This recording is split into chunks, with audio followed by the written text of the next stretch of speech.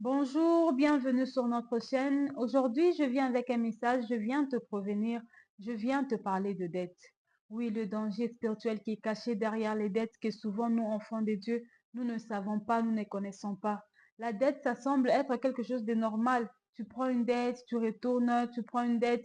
Ça semble quelque chose de normal, mais il y a quelque chose caché derrière les dettes qui est spirituel que souvent nous ignorons. Alors, je vais me baser sur mon expérience de ce qui s'est passé dans ma vie afin que tu puisses prendre garde par rapport aux dettes. Car les dettes, ça peut sembler simple, mais c'est un piège que l'ennemi tend aux enfants de Dieu pour utiliser ta paix, pour voler ta paix, ta destinée et parfois même voler ton âme par rapport aux dettes. Alors, reste avec moi jusqu'à la fin pour découvrir encore plus.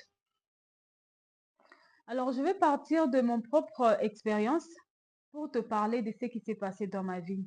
Il y a quelque temps, il y a quelqu'un dans mon parcours qui vendait des articles et ces articles-là, c'était des articles pour femmes.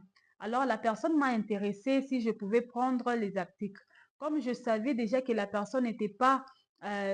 la personne n'était pas bien, elle était dans le monde de la sorcellerie. Alors, j'ai refusé de prendre ces histoires. J'ai dit non, je ne veux pas prendre, j'ai déjà des autres choses ici, je ne veux pas prendre. J'ai donné des excuses pour ne pas prendre ces histoires. Alors, elle a fait de toutes les façons parce qu'elle habitait une autre ville. Alors, moi, j'habite une autre ville. Elle a fait de toutes les façons pour que je puisse avoir cette marchandise-là. Elle a envoyé quelqu'un, elle a payé le transport. C'était vrai, c'est vraiment une très bonne distance. La personne a amené la marchandise. Alors, je n'ai pas su refuser. J'ai pris ces histoires-là malgré moi. Alors, en prenant ces histoires, c'était vraiment le Saint-Esprit voulait m'apprendre quelque chose. J'ai pris les histoires, je lui ai dit que là, pour le moment, je n'ai pas l'argent, mais j'ai une partie d'argent. Je vais t'envoyer une partie d'argent. Après, je pourrai terminer cette partie qui reste. Elle a dit non, il n'y a pas de problème, tu peux prendre et tu vas m'envoyer le reste après. J'ai pris les articles, j'ai mis dans la maison et après, j'avais promis sur une date. J'avais dit à telle date, je veux t'envoyer de l'argent. Et quand la date est arrivée, j'étais un peu occupée, j'étais un peu dans mes histoires et tout.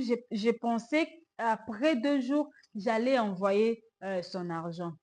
Et en étant dans mes occupations, j'étais partie faire les achats. Et en faisant les achats, j'étais sûre d'avoir dans mon portefeuille un billet de 100 dollars et un billet de 50 dollars.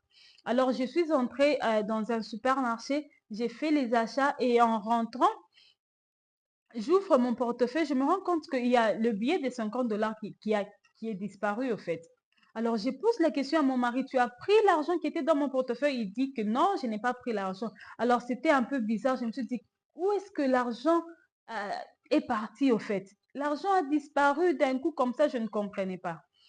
Alors, je suis rentrée à la maison tellement que ça m'avait fait mal. Je me suis dit, 50 dollars, c'est quand même beaucoup d'argent. Je me suis dit, c'est pas normal. 50 dollars ne peut pas disparaître de mon portefeuille comme ça, comme si ça s'est volatilisé, comme si quelqu'un a pris ça.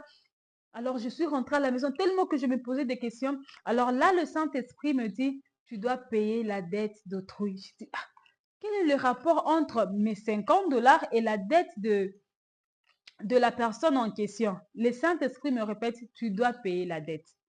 Alors, le jour suivant, je fais de mon mieux, je lui envoie l'argent qui était resté.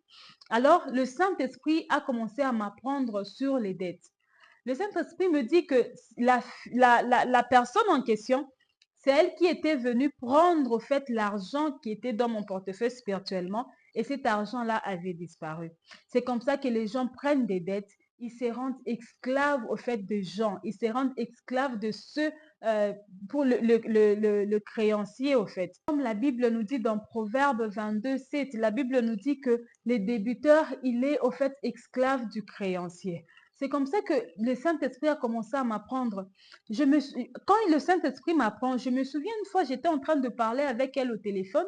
Je lui dis, même si je prends, c'était en blaguant, je lui dis, je peux ou ne pas te payer. Au fait, toi, tu es mon ami et tout. Elle me dit, si tu ne payes pas, tu te mets toi-même en danger. Elle le disait comme si elle blaguait, mais elle ne blaguait pas. Voilà pourquoi est-ce que la Bible nous interdit les blagues. Moi, j'étais en train de blaguer, mais elle le disait. Moi, je pensais qu'on était tous ensemble dans la même idée de blague, mais elle le disait, mais elle était sérieuse. Après, c'est quand j'ai commencé maintenant à comprendre, je me suis dit, c'est pas possible. Parce que j'avais sa dette et elle est venue prendre, au fait, elle avait le droit, au fait, parce que j'avais sa dette et j'avais promis la date que je n'avais pas réalisée. Le Saint-Esprit m'a appris aussi sur Judas dans la Bible, Judas avec la femme Tamar, cette femme qui était sa belle-fille. Judas lui dit, vas-y, rester dans la maison de ton père, veuve, jusqu'à ce que mon fils va grandir et il va te prendre pour femme.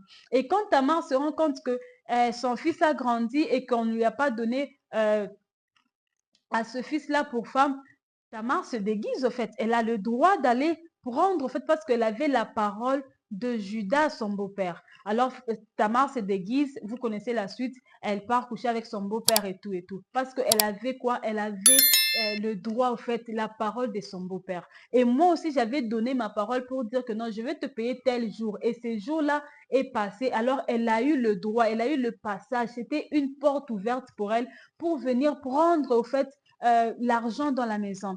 C'est comme ça que tu peux être dans ta maison. Tu as de l'argent, tu ne sais pas comment est-ce que l'argent se volatilise. Tu ne sais pas comment est-ce que tu n'arrives pas à faire vraiment tes projets avec l'argent que tu as. Pourquoi? Parce que tu as une dette quelque part et la personne vient se servir spirituellement et tu ne te retrouves pas dans le finance. Les dettes, ce sont des pièges que l'ennemi utilise pour te voler ta paix, pour voler même ta destinée. Il y a des choses qui se passent derrière les dettes que nous, enfants de Dieu, on doit éviter le dette. Tu dois éviter le dette. Si tu sais que la date que tu promets, tu ne vas pas réaliser, ne prends pas de dette, sinon tu seras esclave au fait du créancier. Comme la Bible nous dit, c'est très simple. Et si tu es esclave, le maître vient puiser comme il veut. Pourquoi? Parce qu'il a ta parole. Il a, au fait, ce que tu as promis comme parole en disant, je viendrai te payer tel jour. Et quand tu ne payes pas, tu te rends en fait esclave. Il est temps de couper les chaînes de dette. Il est temps de couper cette chaîne qui te rend esclave. Tu n'arrives pas à t'épanouir financièrement. Tu n'arrives pas à t'épanouir. Pourquoi? Parce que tu as pris de dettes. Et surtout si tu tombes sur une personne qui n'est pas bien spirituellement.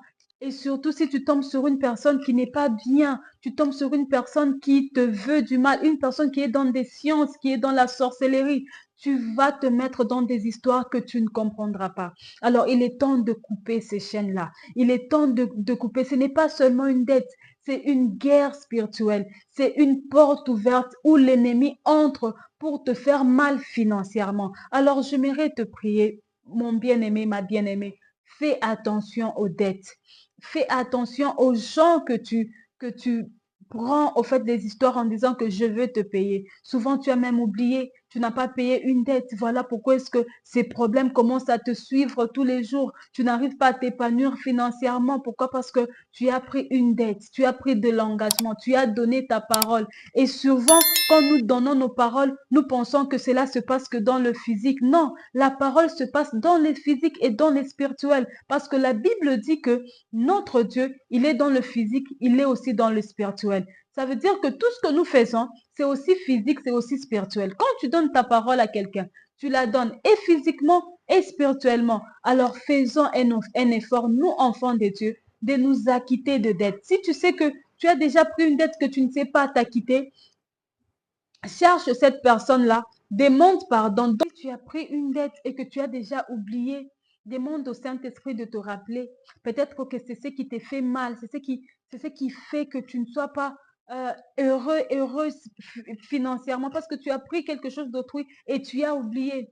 Souvent même les créanciers, ils font ça sciemment. Ils te mettent en dette et ils bloquent tout pour que tu ne puisses pas rembourser, afin que lui commence à se ressourcer spirituellement en toi. Alors, mon bien-aimé, ma bien-aimée, Jésus est venu pour libérer, pour restaurer. Ne laisse pas la dette voler tout ce que Dieu a préparé pour toi. Ne laisse pas cette dette-là détruire ton avenir. Alors, cherche la personne, donne-lui ce que tu lui dois et prie maintenant pour briser cette chaîne-là. Si tu donnes ce que tu lui dois, directement, ça se brise. Mais si tu ne donnes pas, tu restes enchaîné, tu restes bloqué dans cette dette-là. Pourquoi? Parce que tu n'as pas donné quelque chose qui ne t'appartenait pas.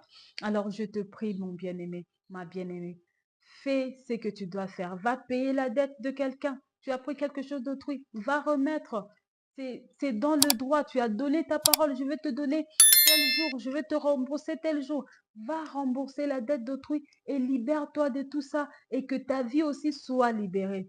Alors, j'aimerais que tu prennes ce message avec discernement, que tu pries pour que Dieu puisse t'aider, même si tu n'as pas quelque chose aujourd'hui, que Dieu puisse t'aider à trouver quelque chose enfin que tu ailles rembourser la dette. Voilà le message que j'avais. Que mon Dieu te bénisse. Si tu as déjà passé par des expériences pareilles, écris-nous en commentaire. On sera très heureuse de te lire. On sera très heureuse de partager avec toi cette expérience et aider aussi quelqu'un d'autre qui veut aussi savoir la vérité. Que mon Dieu te bénisse et à la prochaine.